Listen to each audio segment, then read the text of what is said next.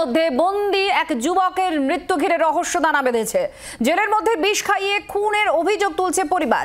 মৃতের নাম রাজ দত্ত ওরফে পিকে, বাগুইআটির অর্জুনপুরের বাসিন্দা রাজ দত্ত।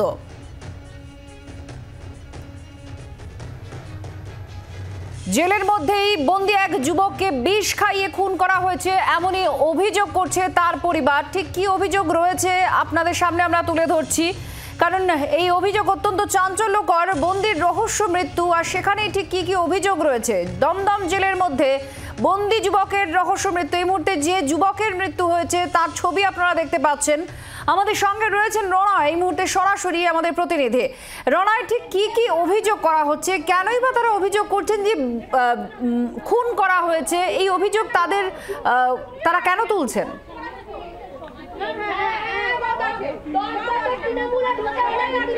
দেখো আত্রি, বছর 19-এর এই যে রাজ দত্ত ওরফে পিকে, এর বাড়ি হচ্ছে নাগের বাজার এলাকার, কিন্তু সে তার মামার বাড়িতে থাকতো বাগুইআটিতে রথতলা চড়কতলা বলে একটি জায়গায় রয়েছে, সেখানে সে থাকতো।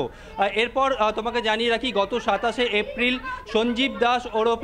সঞ্জীব দাস নামে এক ব্যক্তি খুন হন। সেই ঘটনায় এই রাজ দত্ত সহ বেশ মোট 18 জনকে গ্রেপ্তার করে। রাজ দত্তকে গতকাল যখন বারাসাত কোর্টে তোলা হয়েছিল, তখন তার পরিবারের সদস্যরা দেখেন রক্ত বমি করছে। তারা পুলিশ প্রশাসনকে জানান, আদালতেও বিষয়টা জানান যাতে তার ট্রিটমেন্ট করা হয়। অভিযোগ তার কোনো কথা শোনা হয়নি। এরপর আজকে সকালবেলা তারা খবর পাচ্ছেন যে রাজ দত্ত মারা গিয়েছে। এই মুহূর্তে আমি তোমাকে ছবিটা দেখাবো, ক্যামেরা পার্সন দীপকে বলবো ছবিটা দেখানোর জন্যে। তার পরিবারের সদস্যরা এখানে রয়েছেন। তারা যেরকম বলছেন, বিচারের দাবি তারা করছেন যে তাকে মেরে ফেলা হয়েছে, এমনটাই তারা অভিযোগ করছেন। এখানে রাজ দত্তর মাকে আমরা দেখতে পাচ্ছি। পুলিশ এসেছিল জেলের ভেতর থেকে। কি কথা হলো আপনার সঙ্গে? আমাদের সঙ্গে কিছু কথা নিয়ে ডেকে নিয়ে গিয়ে বসিয়ে রেখেছিল এতক্ষণ ধরে। বলছে এখন ডেঙ্গু হয়েছে, ওর জন্যই মারা গেছে। কে বলছে ডেঙ্গু হয়েছে? ওখানে যে অফিসাররা আছে ওই কথা বললো। তারপরে রিপোর্ট কিছু আমরা চাইছি, রিপোর্ট ডেঙ্গু হলে তো রিপোর্ট দেবে, রিপোর্টটাও দিচ্ছে না। তাহলে আমরা কি বিশ্বাস করবো? কালকে আমার ভালো ছেলে আমার সঙ্গে কথা বললো, 2 দিন আগে আমাকে ফোন করেছিল, বললো আমি ভালো আছি, শুধু জ্বর আছে। সেই ছেলেকে জেল থেকে বার করে নিয়ে যাওয়ার পরেই ওরকম পটি হচ্ছে আর অঝরে রক্ত বমি করছে। কি করে হয়? জেল থেকে যদি কিছু না খাইয়ে থাকে তাহলে এটা হলো কি করে আমার ছেলের? আচ্ছা, এর আগেও তো ফোনে আপনার সঙ্গে কথা হয়েছে, এর আগেও আপনার সঙ্গে আমাদের কথা হচ্ছিল, আপনি তখন বলছিলেন ফোনে কথা হয়েছে।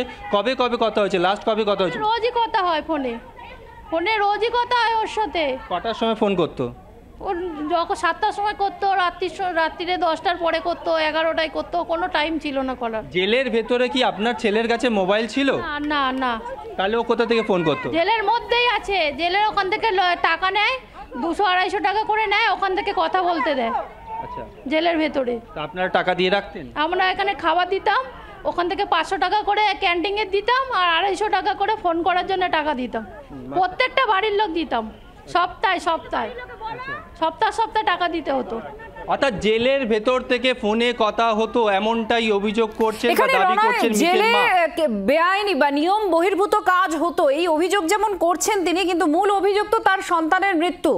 এই জায়গায় দাঁড়িয়ে জেল কর্তৃপক্ষ তাদেরকে কি কি বিষয়ে তথ্য দিয়েছেন, কোথায় যেতে হবে তাদের, ডেঙ্গু হয়েছে যখন এই কথাটা বলছেন তখন কোথা থেকে কি করা হবে, বাকি যে প্রক্রিয়া রয়েছে এই বিষয়ে কিছু বলা হয়েছে জেলের তরফ থেকে?